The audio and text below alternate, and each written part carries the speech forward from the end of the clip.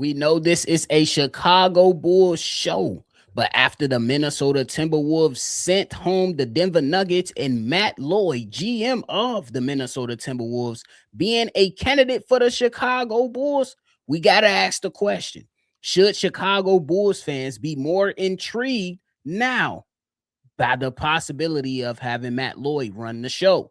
And then on the back end of today's episode, we're going to talk about some early free agent centers that the Chicago Bulls can target. But before we talk about it and break it all down, you already know you got to hear the music first.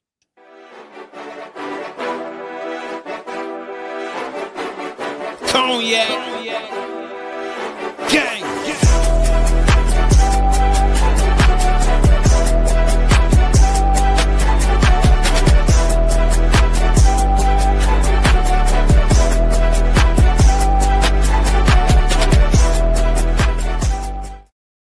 Shy Boys Podcast with the Cognac Boys. I'm Cognac Boy Bobby, and I am with my dog, C-Dub. What's the word? What's the word, nephew? What's happening? Let's hurry up and get these damn coaches and general manager and head of basketball operations signed. God, we're running out of time. Definitely running in, you know what I'm saying? The time slot is definitely getting closer and closer to the draft lottery and then the combine. But nonetheless, we watched the Minnesota Timberwolves. No Anthony Edwards, no Dante DiVincenzo, no Chicago kid and Ayo Dosunmu send the Denver Nuggets home. I don't want to hear no excuses about joking and why he couldn't get it done. Say that shit for somebody else that care, because I don't. Mama. But nonetheless, save it for your mama. C-Dub, Matt Lloyd is a huge part of that organization's front office that saw the T-Wolves send the Denver Nuggets home. And what I am impressed by is the way that the team was built to have that real next man up mentality. But in your opinion, after watching that series versus the Denver Nuggets, do you think the Chicago Bulls fans should be more intrigued by what they saw in the playoff series from the T-Wolves and give more credit to my mans that might be coming over here? Yeah, I know it. Casual fans might find it hard to be like, what's the reason that we looking for a guy like Matt Lloyd, and where can we gauge what type of job he's done with said job that he's in? All you have to do is look at yesterday. I'm gonna reiterate what my nephew said. No Anthony, no Ayo, no Dante, no superstars, nobody close to an all-star. And they went out and beat a NBA champion Denver Nuggets team. That says nothing but well coaching. You can't like give credit. You give credit to the players, they have to perform, but you got to give most of the credit to the coaching in the front office of the Minnesota Timberwolves. That's the type of environment that we want in Chicago. Next man up. You hear a lot of teams and players get on there and do interviews like, man, this next man up. Well, Minnesota really did it. In fact, they did it to the third degree because those are third stringers in there. Mike Conley is 57 years old. No, he's not. He went out there and he competed, man. You just got to throw your nods to that Minnesota coaching staff. And obviously, when we're searching for front office positions and head coach positions, you look at the successful teams as well. And why not look at the Minnesota Timberwolves, especially with the past that we have with a guy like Lloyd? So I think it's damn near written in sand. Doesn't it feel like it should happen?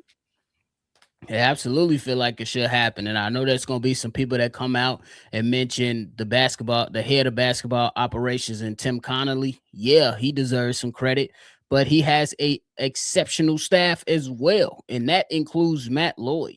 C-Dub, you had a game where Anthony Edwards went off. You had a game where Ayo Dosunmu went off.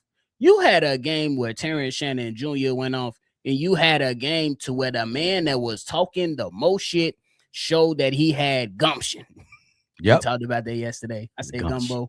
gumbo. You said gumbo. Nonetheless, and Jaden McDaniels, who said, bro, he said they all bad defenders, but in the way of a Chicago kid, he pretty much called them cones and trash. Yes. That's pretty much what he said. C-Dub, in the game, it was 112 left.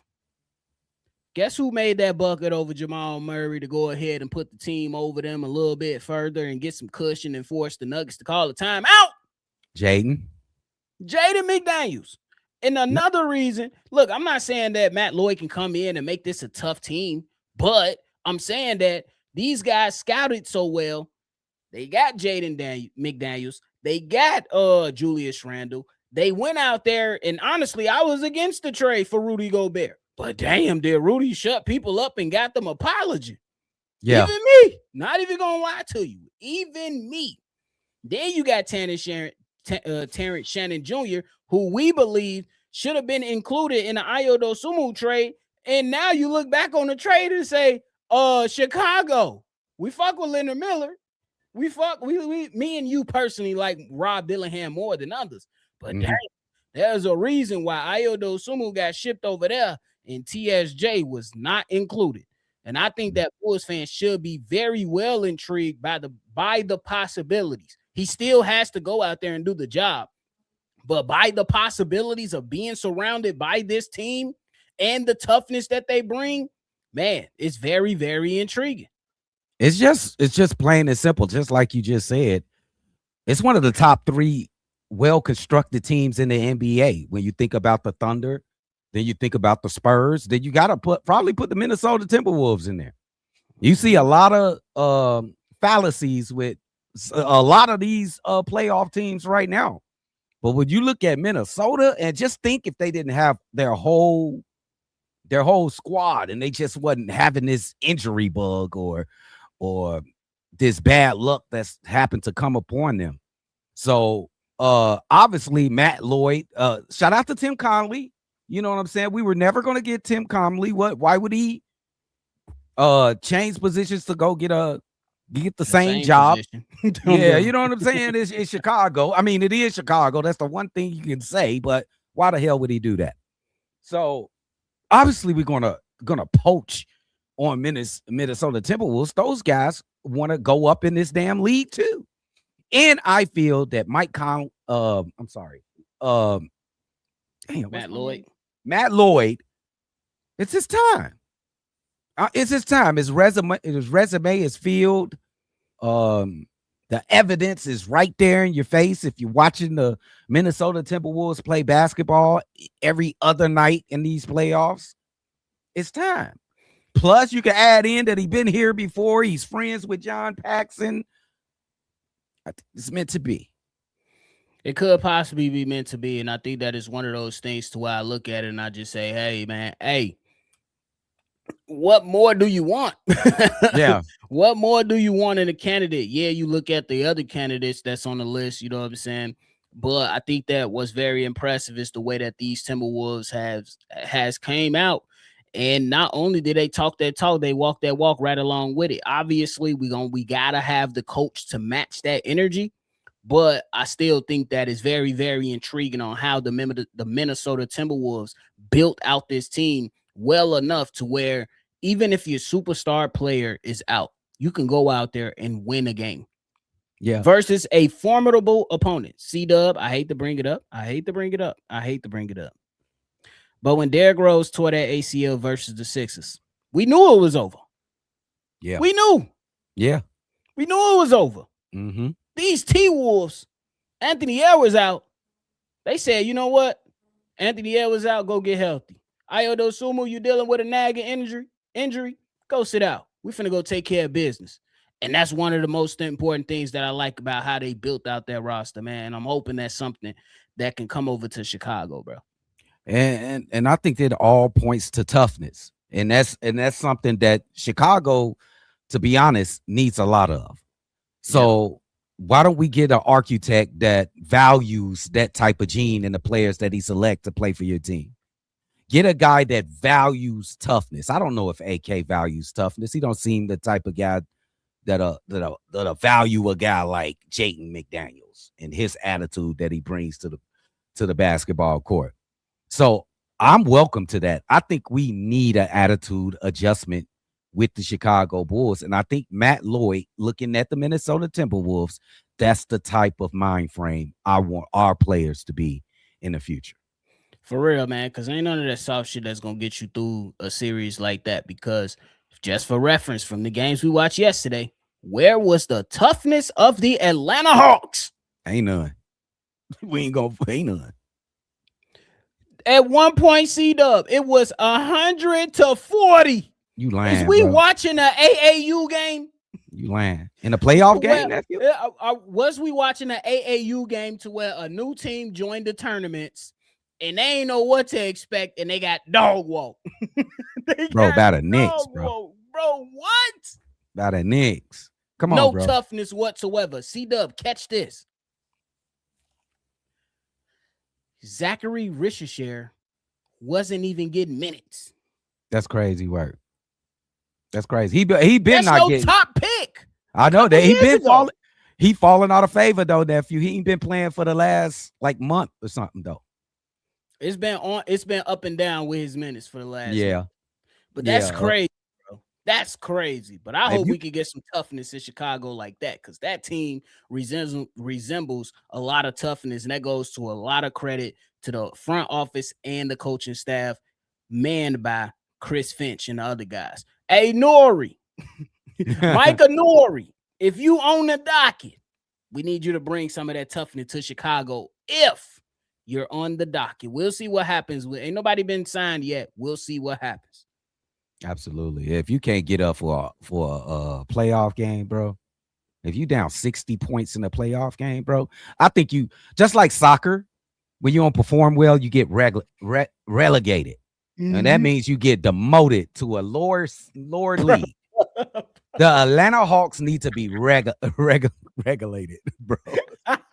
They do, bro. They bogus. About sending them to the G League. Send them to the G League, bro. You can't show up. You can't show up to the NBA playoffs playing, getting losing by 60, bro. That's like slacking off at the job, nephew. Bro, what? Come on, man. But y'all ass down. Now we want to go ahead and switch the conversation over to some free agent centers that could be targets for the Chicago Bulls. C-Dub, I just pulled 3 of them. And these all 3 of these guys will be restricted free agents. So put your GM cap on and let's talk about it. If you was the GM for the Chicago Bulls, which free agent center will you target?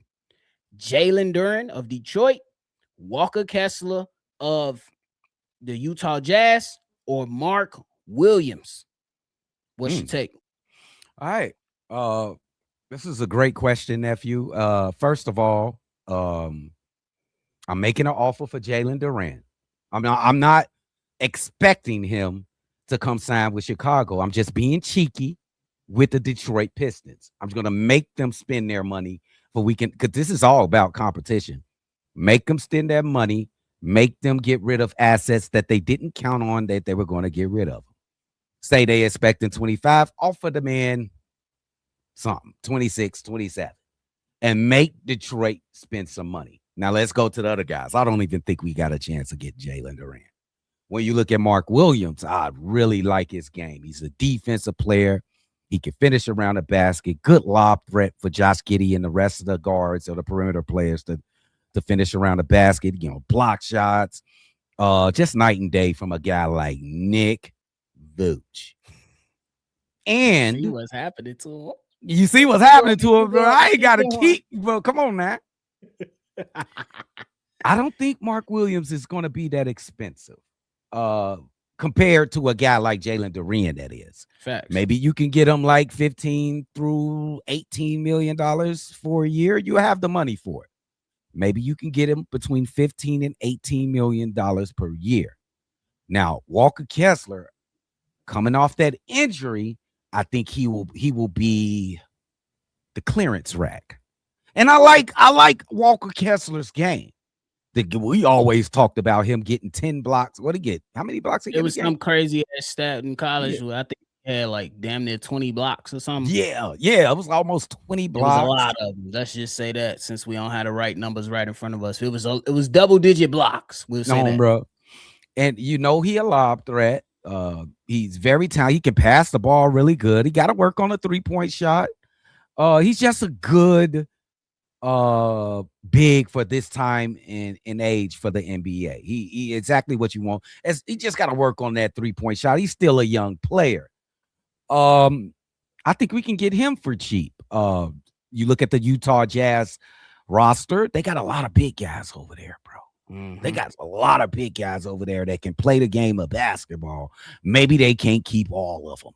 Matter of fact, I don't think they're going to be able to keep all of them. And I think Walker Kessler is the odd man out. So that could be to our advantage, and we can probably get him on a good deal, nephew. And if you really got your guy, either it be Mark Williams or Walker Kessler, because I'm just going to disqualify Jalen Duren. They're going to spend wherever they got to do to keep him. Just make them spend as much money as possible. I think that we can get one of these guys if you don't want to get somebody out the draft. And when I look at the draft, when I look at the center position in the draft, these guys are a better option to me. These two guys, Mark Williams and Walker Kessler. I ain't mad at that. I think that was very well thought out. I agree with you. I don't think Jalen Duran, however it's Whatever said. it My is. bad, bro. My bad, Brody. I don't think he's gonna be leaving Detroit. Me personally, I'm not gonna hold this playoff performance against him. No. He has struggled very well so, but he is a young kid, but definitely is very well on the rise. And I would imagine that he's gonna be a lot better after his experience. He ain't even knocked out of the playoffs yet, but we'll see what happens with that. But I think that, to your point, I think that Mark Williams and Walker Kessler are good options. I agree that the cheaper option will be Mark Williams, in my opinion, for some strange In your reason. opinion, I think it's Walker. But go ahead. I think it's Mark Williams simply because the Lakers tried to trade for him and then they said, nah, we good. And then now he's on the team that he's on now.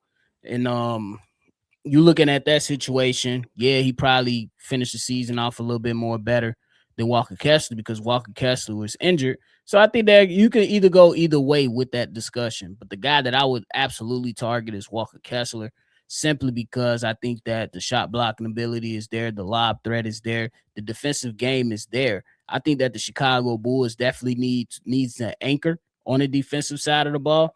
And then you still need to look with them having 4 picks in this draft, you need to still look at a developmental big that you can have on this roster. You can still probably run your course since Jalen Smith has a year on his contract left, I believe. But I think you still need to have a defensive big in the Waynes just developing and getting better that can run alongside Montes Buzelis and Noah Essengate. Hopefully, we'll see what he can bring to the team. And I think that those are your options, but these should absolutely be targets. Like C-Dub said early on, if you want to get cute and force the Detroit hand, make an offer. Just force their hand, even if it's not likely. Give it a shot. Why not try to swing for the fences? This team needs to rebound in a good way, really fast, and you have the money to do so. You know what I'm saying? Because us fans, we getting frustrated for sure. The reason I said Walker Kessler will be the cheap one, he coming off an injury. Nephew, he didn't play. That's fair. I think He didn't play last year. I agree. I think that's fair.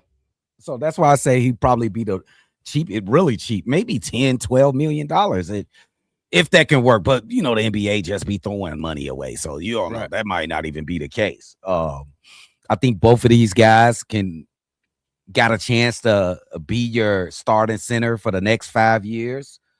They got some qualities, both of these guys that can fit well with the type of scheme that the Chicago Bulls look like they want to play. Well, a more updated, modern style of play. It's probably not going to be the AK. Everybody got 8-foot arm spans and all this shit. We'll see when the guy gets in here. He's going to bring his own type of ideology to the Chicago Bulls. So with these two guys, I think we could get here, and it's probably some other guys out there if you sit back and look around, because just like I said at the end of my last take, those two guys are better than anything coming out of college at the center position right now. Cam Boozer not a center. Yeah, I agree with that. I think that's a fair point to make. Like I said, I just think that you got to go out there and take your shot and see what's available for you. Have you watched Ade Mara out of Michigan? That center? Yes, I have. I like him. Think about his game. It's not many. That's what I said. I love his game. He's a great passer. He got some moves around the basket. He can shoot the three. I like him. With a little work, he could be good. And now he international player, right? Yeah, he played internationally. Not athletic as probably you like, but he's tall and arms go forever, so he can probably make up for that with length. So I like him. He got a very good high basketball IQ. He's played in big games. He just played in the national championship. I wouldn't be mad if we use that second first round pick on this guy, but if we don't, these two right here, maybe even if we do, right, these two guys right here are still on the table. I agree with that. I think that you got to get as many players in here that have, high upside as possible. In this, I'm not saying that. I'm talking about possibly players with a floor already. You know what I'm saying? Not the guy that you just don't know. You know what I'm saying? Like, yeah, I hate the kid. I don't even want to talk about the guy, but P. Will, you just didn't know.